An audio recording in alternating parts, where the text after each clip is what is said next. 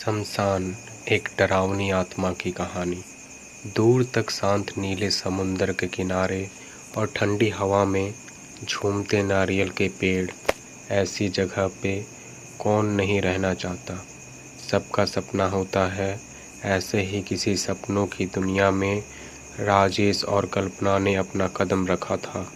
अभी अभी दोनों की शादी हुई थी और दोनों ने एक बड़ा सा घर किराए से लिया था। पैसे की कोई कमी नहीं थी। राजेश के पास गांव में पुरखों की ज़मीन और यहाँ खुद एक कंपनी में मैनेजर। ज़िंदगी की हर खुशी वो कल्पना को देना चाहता था। ये जो घर लिया था वो बिल्कुल समुंदर के सामने था। सामने नीला समुंदर और बाजू में फैले रेत का किनारा। रोज़ ये नया जोड़ा दूर तक टहलने निकल जाते थे, अपने सपनों में ही जैसे वो जी रहे थे। लेकिन कहते हैं कि जहाँ बहुत सारी खुशियाँ हो वहाँ किसी की नज़र जल्दी लग जाती है। ऐसा ही हुआ इन दोनों के साथ।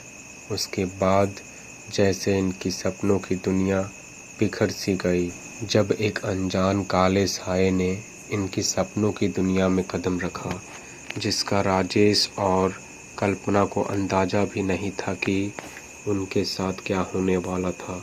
राजेश, मुझे तंग मत करो ना प्लीज़, आज तो सोने दो। आज ऑफिस नहीं है तुम्हारा, कल्पना अपना मुंह तकिए में छुपाते हुए बोली। राजेश ने खिड़की के पर्दे हटा दिए। सूरज की किरणें उनके बेडरूम में आने लगी थी और जोड़ की हवा भी। राजेश ने कल्पना को अपने पास लिया और उसको सिर्फ देखता रहा। क्या देख रहे हो? कल्पना ने आंखें बंद करके ही पूछा। अब हम आपको देख भी नहीं सकते। हम अपना सपना खुली आंखों से देखना चाहते हैं। आप हमारा सपना हो जो पूरा हुआ है। आप जैसी लड़की हमारे जीवन में आना हमारे लिए सपने से कम थोड़ी ना है। राजेश ने बहुत प्यार से कहते हुए कल्पना के बाल संवारे। हाँ, आज जनाब का क्या इरादा है? कहाँ घुमाने लेके जाओगे मुझे? आज खाना भी बनाने का मन नहीं मेरा। सुबह का भी बाहर से मंगाते हैं और रात को कहीं बाहर ही खा के आते हैं। कल्पना ने अपनी मन की सुनाई। जो हुक्म मेरी रानी। राजेश ने भी उसकी हाँ में हाँ मिलाया। दोपहर का खाना खाकर दिन भर टीवी देखते रहे दोनों। राजेश को नींद आई तो वो थोड़ा सो गया। शाम को उठ के दोनों बाहर घूमने चले गए। खाना खाकर वापस घर आए तो रात के 11 बज चुके थे। आते ही दोनों ने सोने की तैयारी की और सो गए। रात के कुछ 1:30 बजे होंगे। अचानक ही उनकी बेडरूम खिड़की खुल गई और बहुत जोर की हवा अंदर आने लगी। कल्पना की आंख खुल गई। देखा कि राजेश तो मज़े से सोया पड़ा है। उसने उठते हुए खिड़की बंद की, लेकिन जैसे कल्पना अपने बेड की तरफ मुड़ी, खिड़की फिर से खुल गई। उसने उठते हुए खिड़की बंद की, लेकिन जैसे कल्पना अपने बेड की तरफ मुड़ी, खिड़की फिर से खुल गई। कल्पना को थोड़ा अजीब लगा, लेकिन वह फिर से खिड़की बंद करने गई। तभी उसको लगा कि खिड़की के पास कोई है। उसने आवाज़ लगाई, कौन है वहाँ? लेकिन कोई जवाब नहीं आया। खिड़की का पर्दा हवा से उड़ने लगा। कल्पना ने फिर से हिम्मत जुटाकर खिड़की बंद की और जैसे ही वो पीछे मुड़ी, भूत भूत राजेश भूत, कल्पना की चीख ने राजेश की नींद तोड़ दी। राजेश उठ के कल्पना के पास भागा। क्या हुआ? क्यों चिल्ला रही हो? कल्पना राजेश से लिपट कर रोने लगी। राजेश राजेश, तुम्हारे बगल में भूत था। मैं न यहाँ खिड़की बंद करने आई थी। मुझे लगा कि यहाँ कोई है, लेकिन जब मैं बेड पे सोने आई तो वो आगे कुछ बोल नहीं पाई और रोने लगी। उसके हाथ पैर कांप रहे थे। राजेश ने उसको बेड पे बिठाया और एक हाथ से पानी का गिलास उसको दिया। पानी पीने के बाद कल्पना को अब थोड़ा ठीक लगने लगा। राजेश, मैंने देखा कि तुम्हारे बगल में एक भयंकर काला साया था जो मेरी जगह सो के था। मैंने उसको देखा तो वो भी मुझे ही देख रहा था। वो किसी औरत जैसी दिख रही थी। मुझे बहुत डर लग रहा है। राजेश प्लीज़ मुझे अकेला मत छोड़ना। कल्पना फिर से रोने लगी। राजेश ने उसको अपने पास बिठाया और कहा, अरे नहीं पगली, मैं तो तुम्हारे साथ ही हूँ, तुम्हें छोड़कर कहाँ जाऊँगा भला। वो रात जैसे तैसे बीत गई। सुबह हुई लेकिन कल्पना सो के थी। आज नाश्ता और टिफ़िन भी राजेश ने खुद ही बनाया। उसने नाश्ते की एक प्लेट तैयार की और साथ में कॉफ़ी लेके बेडरूम में चला गया। कल्पना अब भी सो रही थी। उसने कल्पना को उठाया और उसको अपने हाथों से नाश्ता करवाया। अब कैसा लग रहा है कल्पना? राजेश ने तैयारी करते हुए पूछा। राजेश, क्या तुम आज घर रुक नहीं सकते? मुझे यहाँ बहुत अकेला महसूस होता है, कल्पना ने एक गुजारिश की। राजेश उसके पास आकर बोला, कल्पना डरो नहीं, कल जो हुआ वो शायद तुम्हारा वहम था। ऐसे होता है थकान के कारण। मैं जल्दी वापस आऊँगा, फिर शाम को कहीं बाहर चलते हैं। राजेश अपने ऑफिस चला गया। उसको दूर तक जाते कल्पना निहार रही थी। आज घर में कुछ करने लायक नहीं था। खाना भी राजेश ने बनाया था। सोचा अब बाहर लॉन में बैठकर कुछ किताबें पढ़ लूँ। कल्पना ने दोपहर का खाना खाया और लॉन में बैठकर किताब पढ़ने लगी। उसको कल वाली बात याद आ रही थी, लेकिन उसने कल के बारे में ना सोचने का फैसला किया। लेकिन जैसे ही उसने किताब का दूसरा पन्ना उल्टा, वही काला साया, वही भयंकर चेहरा उसको किताब में दिखा। उसकी लाल आंखें, जैसे खून था आंखों में। उसने झट से किताब दूर फेंक दी और बाजू में जाकर खड़ी हो गई। उनके घर के बगल में एक घर था। कल्पना की सारी हरकतें एक औरत देख रही थी। वो बाहर आकर कल्पना को आवाज़ लगाई, क्या हुआ बेटा, कोई परेशानी है क्या? तुम नए आए हो क्या? आवाज़ सुनकर कल्पना होश में आई। अब वो भी उस औरत से बात करने लगी। वो बूढ़ी सी औरत अब कल्पना के लॉन के बगल में बने दीवार के पास आकर बातें करने लगी। एक बात कहूँ बेटा, बुरा मत मानना, लेकिन यह घर काफ़ी दिनों से बंद था। यहाँ पहले एक फैमिली रहती थी, लेकिन कुछ ही दिनों में उन्होंने घर खाली किया। पता नहीं यहाँ कोई टिकता ही नहीं। तुम लोगों ने सब पूछ के ही लिया ना घर? उस औरत ने जानकारी देते हुए कहा। हाँ आंटी, मेरे पति ने सब देख लिया होगा। घर उन्होंने ही देखा था। हमारी तो अभी शादी हुई है। कल्पना ने अपने बारे में ज़्यादा बताना सही नहीं समझा। उस आंटी के पति ने आवाज़ लगाई तो वो औरत चली गई। लेकिन कल्पना कुछ सोच में गिर गई। ये सब मुझे क्यों दिख रहा है? वो घर में अंदर गई, लेकिन अपने बेडरूम में जाने का उसका मन नहीं था। वो सोफे पर ही लेट गई। उसकी आंख कब लगी कुछ पता नहीं चला। दरवाजे की घंटी बजी, वैसे ही कल्पना की नींद खुली। वो दरवाज़ा खोलने गई। दरवाजे पे राजेश था। राजेश, अच्छा हुआ तुम आ गए। मेरा बिल्कुल भी मन नहीं लग रहा था। सारा दिन मैं सो के थी। कल्पना ने राजेश के हाथ से उसका बैग लिया और एक जगह रख दिया। शाम को घूम कर आने के बाद खाना बाहर से ही मंगवाया। दोनों खाना खाकर सो गए। रात को राजेश को प्यास लगी तो वो किचन में पानी पीने चला गया। तभी बाहर रास्ते के कुछ कुत्ते उनके घर की तरफ देखकर भौंक रहे थे। राजेश को लगा कि कोई चोर तो नहीं घुस आया। उसने इधर उधर देखा, सब ठीक लगा तो वो अपने बेडरूम की तरफ गया। उसने आते वक्त रूम का दरवाज़ा खुला रखा था, लेकिन अब वो बंद था। राजेश जैसे ही अंदर गया, अंदर का नज़ारा देख के उसको चक्कर ही आ गया। कल्पना अपने बेड पे नहीं थी, वो हवा में झूल रही थी।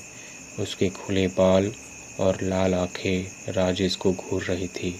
वो ये सब देखकर एकदम से नीचे गिर गया। कल्पना अब धीरे धीरे दीवार पर चढ़ने लगी और उल्टी छत को जाकर चिपक गई। राजेश की तो जैसे सांसें रुक गई थी। यह सब क्या था, ये सोचने का उसके पास मौका नहीं था। वो चिल्लाते हुए बाहर भागा और बेडरूम का दरवाज़ा बाहर से लॉक किया। वो रात भर सोफे पर ही बैठा रहा। अपनी बीवी को ऐसे छोड़ के कहाँ जाता। लेकिन राजेश के मन में अब सैकड़ों सवाल घूमने लगे। सुबह हुई। राजेश ने हिम्मत करके दरवाज़ा खोला। कल्पना बेड पर सो रही थी, एकदम नॉर्मल, जैसे कुछ हुआ ही नहीं। राजेश ने उसको उठाया, लेकिन कल के बारे में कुछ भी बात नहीं की। अपने सारे काम करके वो ऑफिस चला गया। शाम को घर आने की उसमें हिम्मत नहीं थी। उसने बेल बजाई। कल्पना आज बहुत बदली हुई नजर आई। उसके बाल खुले हुए थे और बिल्कुल चुप।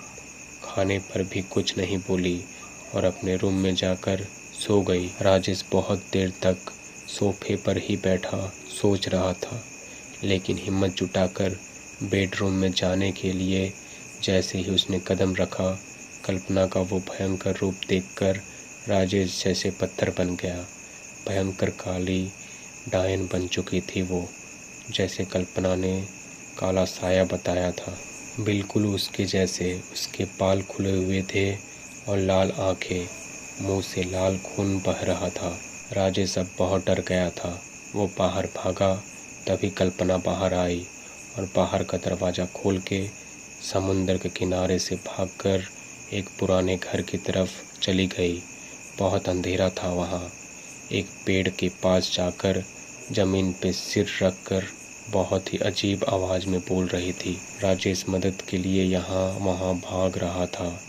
क्या करे उसको खुद समझ नहीं आ रहा था। तभी वो बगल वाली आंटी एक आदमी को साथ में लेकर आई। उसको राजेश ने कभी देखा नहीं था। आप कौन हो? राजेश ने पूछा। बेटा, तुम मुझे नहीं जानते, लेकिन तुम्हारी बीवी मुझे जानती है। मैं तुम्हारे बगल वाले घर में रहती हूँ। आंटी ने आगे कहा, मैंने तुम दोनों को बाहर भागते हुए देख लिया था। तभी मैंने अपने पहचान के मांत्रिक को बुला लिया। मांत्रिक बोलने लगा, यहाँ पहले शमशान हुआ करते थे, बाद में लोगों ने यहाँ घर बना लिया। ये कोई दुष्ट आत्मा का काम लगता है। आत्माएं अंधेरा जब ज़्यादा हो तब यहाँ वहाँ घूमती है। जब अमावस्या हो तब उनकी ताकत बढ़ जाती है। इस बीच वह अपनी ताकत बढ़ाने के लिए कोई इंसानी शरीर खोजती है और जिससे वो टकराए आत्माएं उस पर अपना कब्जा कर लेती है और वो उसके खून से अपनी प्यास बुझाकर खुद ताकतवर बन जाती है। अभी अमावस्या ही चल रही है। इन दिनों में वो तुम्हारी बीवी को अपना शिकार बनाएगी और अमावस्या के दिन उसकी मौत के साथ वो दुष्ट आत्मा अमर हो जाएगी। राजेश बहुत डर गया। वो हाथ जोड़कर उस मांत्रिक से कल्पना को बचाने की विनती करने लगा। आप प्लीज़ कुछ कीजिए बाबा, मेरी बीवी को बचाइए। उस मांत्रिक ने अपनी झोली में से थोड़ी राख निकाली। ये शमशान की राख है, हम वहाँ साधना करते हैं, ये उसके सर पर लगा दो, वो काबू में हो जाएगी। राजेश ने वैसे ही किया। बहुत जोर की चीख के साथ कल्पना नीचे गिर गई। अब राजेश ने अपनी गोद में उसको उठाकर घर की तरफ चला गया। साथ में वो मांत्रिक और बूढ़ी आंटी भी थी। घर पहुंचते ही मांत्रिक ने घर को अपने मंत्रों से बांध दिया। कल्पना को सुलाकर वो सब बाहर आए। उसको एक काला साया दिखा था हमारे बिस्तर पर। बस उसी दिन से कल्पना बदल गई। मांत्रिक ने घर की दीवार को हाथ लगाकर अपनी आंखें बंद की। ये काला साया तुम्हारी बीवी को लेने आया है, उसको अमर होना है और वो उसको मारकर ही दम लेगा। ये बहुत शक्तिशाली है, इसको बांधना मेरे बस की बात नहीं। मैं अपने गुरु जी को लेकर आता हूँ, तब तक तुम उसको रूम में बंद रखो। वो मांत्रिक और आंटी चले गए। राजेश को अब बहुत बेचैनी हो रही थी। उसको कल्पना की चिंता हो रही थी। सुबह से शाम तक वो बाहर चक्कर काट रहा था। शाम को अचानक से रूम में रोने की आवाज़ आई। राजेश, मुझे बचाओ प्लीज़, ये मुझे क्या हो गया है, मुझे मरना नहीं है, मुझे बचा लो। राजेश से रहा नहीं गया और उसने दरवाज़ा खोला। कल्पना एकदम से वो शैतानी आवाज़ में बात करने लगी और भयंकर रूप में आ गई। राजेश ने उसको पकड़ना चाहा, लेकिन कल्पना ने अपने हाथ में एक बर्तन लेके राजेश के सर पर मारा। राजेश बेहोश होकर गिर गया। रात होने के बाद वो मांत्रिक अपने गुरुजी के साथ राजेश के घर आया। राजेश को बेहोश पाकर वो समझ गए कि शैतान ने अपनी चाल चली और कल्पना को लेकर कहीं भाग गया। राजेश को पानी मारकर होश में लाया और गुरुजी ने वो रूम देखा जहाँ कल्पना को कैद किया था। उनको कुछ समझ आया। वो बोले, बेटा समय कम है, यह साया कोई मामूली साया नहीं है। कई सालों के बाद इसको कोई मनुष्य का शरीर मिला है। अगर वो साया अमर हो गया और उसने इंसानी रूप धारण कर लिया तो वो अपनी कोई भी इच्छा पूरी कर सकता है। हमें तुम्हारी बीवी को किसी भी हालत में बचाना ही होगा, नहीं तो क़यामत होगी। चलो मेरे साथ। वो दोनों राजेश को लेकर शमशान में आए। वहाँ एक हवन चल रहा था। दोनों मांत्रिक बैठ गए और मंत्रों का पाठ चालू किया। रात काली होती गई। चांद अब बिल्कुल भी नहीं दिख रहा था। अब अमावस्या अपने चरम पर थी। तभी जोर से चिल्लाते हुए कल्पना वहाँ आ गई। वो भयंकर रूप में थी। उसके आने से वहाँ खून की बदबू फैल गई। मंत्रों का जाप चालू था। गुरुजी उठे और कल्पना के पास जाकर मंत्र पुकारा और शमशान की राख उस पे मारी। कल्पना शांत हो गई। उसमें से एक काला साया बाहर आया। वो देखने में बिल्कुल कल्पना जैसा ही लग रहा था। अब उसने कल्पना का रूप ले लिया। पहचानना मुश्किल था कि कौन कल्पना है और कौन वो साया। गुरुजी ने अपना हाथ आगे किया और त्रिशूल उनके हाथ में प्रकट हुआ। इतने में वो डरावनी आत्मा ने अपनी चाल चली और गुरुजी के साथ ही मांत्रिक को मार डाला। अब उसने गुरुजी को भी मारना चाहा, लेकिन उनके मंत्रों के सामने वो टिक नहीं पाया। ये सब हड़बड़ी में वो मंत्रों वाला त्रिशूल कहीं नीचे गिर गया। वो ढूंढने गुरुजी जैसे ही झुके, वैसे ही डायन ने गुरुजी को बहुत बुरी तरह घायल किया। उन्होंने राजेश को इशारे से वो त्रिशूल से साये को ख़त्म करने को कहा। गुरुजी की मौत से मानो वो काला साया खुशी से कूदने लगा। इतने में वहाँ हर तरफ चीखें गूंज उठी। वो काला साया अब अपने मुकाम पे जाने वाला था। उसको मानव शरीर मिलने वाला था। वो साया झूम उठा। तभी राजेश ने उठकर मंत्रों वाला त्रिशूल से उसका अंत करना चाहा, लेकिन उसने वही त्रिशूल से राजेश को अपना शिकार बनाया। बुरी तरह घायल होकर राजेश नीचे गिर पड़ा। यह देख कल्पना अपना पूरा जोर लगा के राजेश की मदद को गई। अपने पति को वो मरता हुआ कैसे देख सकती थी। वो साया और कल्पना आपस में भिड़ गए और कौन कल्पना और कौन साया समझ नहीं आ रहा था। राजेश ने वो त्रिशूल उठाया। कल्पना ने इशारा किया और वो मंत्रों वाला त्रिशूल राजेश ने उस खूंखार साये के सीने में दे मारा। उसको तड़पता देख के राजेश ने अपनी बीवी का हाथ पकड़ा और उस शमशान से बाहर भागा। वो दोनों जैसे तैसे घर पहुँचे। घर के अंदर जाते ही राजेश सोफे पे लेट गया। उसके सिर से खून बह रहा था। कल्पना ने राजेश को मरहम लगाया और राजेश को बेडरूम में सुलाया।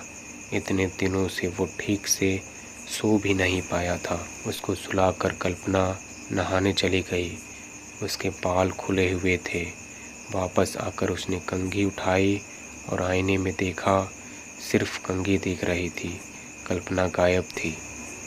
यह कहानी केवल मनोरंजन के उद्देश्य से बनाई गई है।